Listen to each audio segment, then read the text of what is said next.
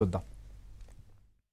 ముఖ్యమంత్రిగా నాలుగోసారి నారా చంద్రబాబు నాయుడు గారు ప్రమాణ స్వీకారం చేస్తున్నారు. ఇదే సమయంలో ఆయన మంత్రివర్గంలో మంత్రివర్గ సహచరుడిగా అనగాని సత్యప్రసాద్ గారు కూడా ఈరోజు ప్రమాణం చేయబోతున్నారు. ప్రస్తుతం ఆయన మనతో ఉన్నారని అడిగి మరిన్ని వివరాలు తెలుసుకుందాం. సార్, ముఖ్యమంత్రిగా ప్రమాణ స్వీకారం చేస్తున్న చంద్రబాబు నాయుడు గారు మీకు అవకాశం కల్పించారు. దీన్ని ఎలా చూస్తారు, ఏం చెప్తారు సార్?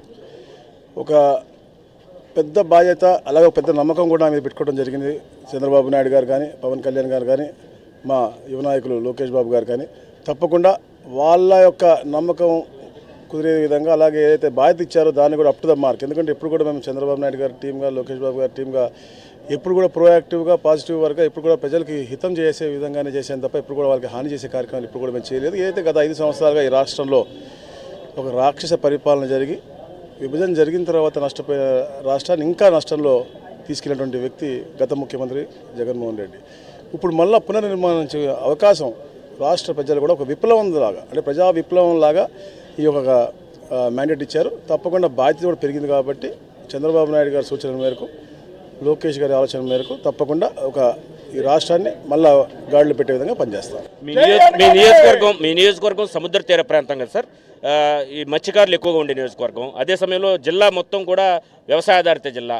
మీరు మంత్రిగా అయిన తర్వాత ఎటువంటి భరోసా ఇస్తారు? డెఫినెట్గా పూర్తిగా వెనకబడినటువంటి ప్రాంతం రాష్ట్రం అంతా కూడా. మీరు అంటే గత 5 సంవత్సరాలు ఎక్కడ కూడా అభివృద్ధి చెందలేదు. ఎలాంటి ఇరిగేషన్ డెవలప్మెంట్ కానీ, అగ్రికల్చర్ డెవలప్మెంట్ కానీ, ఆర్ఎన్బి రోడ్ల డెవలప్మెంట్ కానీ, ఇట్లా అంటే ఏ శాఖ తీసుకుంటే ఆ శాఖలో ఫాల్ట్స్ అనేవి ఉన్నాయి.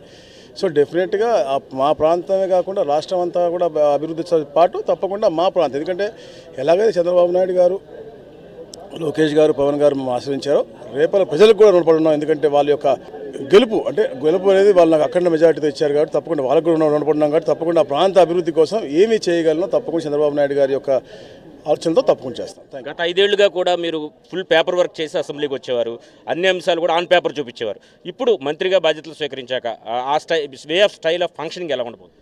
డెఫినెట్గా అలాగే ఉండబోతా ఉంది. ఎందుకంటే మేము ఎప్పుడు కూడా గాల్లో మాటలు చెప్పము. తప్పకుండా ఏదైతే చేయగలమో అది చెప్తాం, ఏదైతే ఉందో అది నిజాలే చెప్తాం మేము. అందుకని గతంలో కూడా పోరాటం చేసేటప్పుడు కూడా అన్ని ప్రూఫ్స్తో పాటు, ఎందుకంటే గత ప్రభుత్వం అంతా కూడా అబద్ధాల తడకలతో ఈ రాష్ట్రాన్ని నడిపారు కాబట్టి మేము ఎప్పుడు కూడా నిజాలు చెప్పాలని తపనతో మేము పనిచేసాము. అసెంబ్లీలో ఎన్ని ఇబ్బందులు పెట్టినప్పుడు కూడా చంద్రబాబు నాయుడు గారిని అవ్వచ్చు, మా ఒక సహచరులు అవ్వచ్చు, అందరూ కూడా ఎన్ని ఇబ్బందులు పెట్టినప్పుడు కూడా మేము అలాగే ధీటుగా పోరాడాం. దానికంటే గట్టిగా ఇప్పుడు అంటే ఇంకా సుపరిపాలన ఇవ్వడానికి కోసం తప్పకుండా మేము చేస్తాం. 164 మందిలో 24 మందిని పిక్ చేయడం చాలా కష్టం. అందులో మీరు ఉండడానికి మీరు ఎలా చూస్తారు? చాలా గర్వంగా ఫీల్ అవుతా ఉన్నాం. ఎందుకంటే ఈ తరుణంలో ఈ 5 సంవత్సరాలు ఏదైతే 30 సంవత్సరాలు రాష్ట్రం వెనక్కి వెళ్ళిపోయిందో మళ్ళా పునర్నిర్మించాల పెద్ద బాధ్యత తరుణంలో చంద్రబాబు నాయుడు గారి టీంలో ఉండటం నిజంగా చాలా ఆనందంగా ఉంది. చాలా ఇది కూడా బాధ్యత కూడా బాగా పెరిగింది కాబట్టి తప్పకుండా దాన్ని మంచిగా నెరవేర్చడానికి నా పూర్తి కృషి చేస్తాను. ఎటువంటి శాఖ అయితే మీకు సూట్ అవుతుంది అనుకుంటున్నారు? అది అలాంటి చంద్రబాబు నాయుడు గారు ఏది ఇచ్చినా కూడా తప్పకుండా దాన్ని సమర్థవంతంగా తప్పకుండా చేయడానికి నేను ట్రై చేస్తాను. గత 5 ఏళ్లలో జరిగినటువంటి అకృత్యాలను రెక్టిఫై చేయడానికి ఏం చేయబోతున్నారు?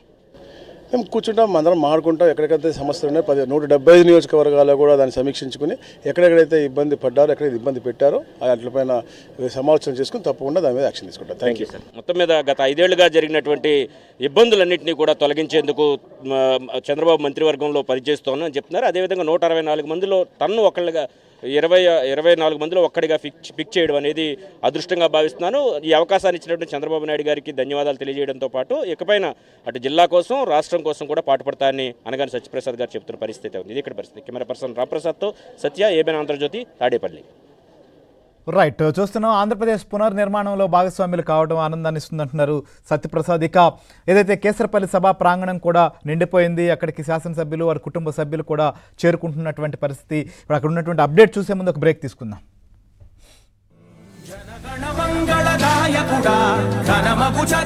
ఆయన మాట్లాడేసిన తర్వాత చంద్రబాబు నాయుడు గారిని చేత్తో పట్టుకు తీసుకొచ్చి నిజంగా ఆ మూమెంట్లో కళ్ళల్లో నీళ్లు తిరగని వాళ్ళు ఎవరు ఉండరేమో. అసలు మాకే ఒకసారి నిజమే కదా, హ్యాపీ మూమెంట్ కదా. అంటే ఎన్నో అవమానాలు పడ్డారు. 70 సంవత్సరాల వయసులో ఆయన పడ్డాల్సిన అవమానాలు కాదండి, నిజంగా మేమేం పడ్డామమ్మా అవమానాలు. అసలు ఆయన అయితే కన్నీళ్ళు పెట్టుకున్నారు. అసెంబ్లీ సాక్షిగా ఇంట్లో వాళ్ళని తిట్టుతా కూడా పడ్డారు, బయటకు వచ్చారు, మళ్ళీ నిలబడ్డారు, మళ్ళీ పోరాటం చేశారు. చెయ్యని తప్పుకి దేనికి జైలుకి వెళ్ళారో కూడా తెలియకుండా ఉన్న కేసుకి 53 రోజులు ఇంచుమించుగా జైల్లో ఉండి అక్కడ నరకం అనుభవించారు. కనీసం వేడి నీళ్ళు కూడా ఇవ్వండి అని అడిగినా కూడా ఇవ్వలేని పరిస్థితుల్లో దుస్థితిలో ఆ రోజు గవర్నమెంట్ అతన్ని హింస పెట్టింది.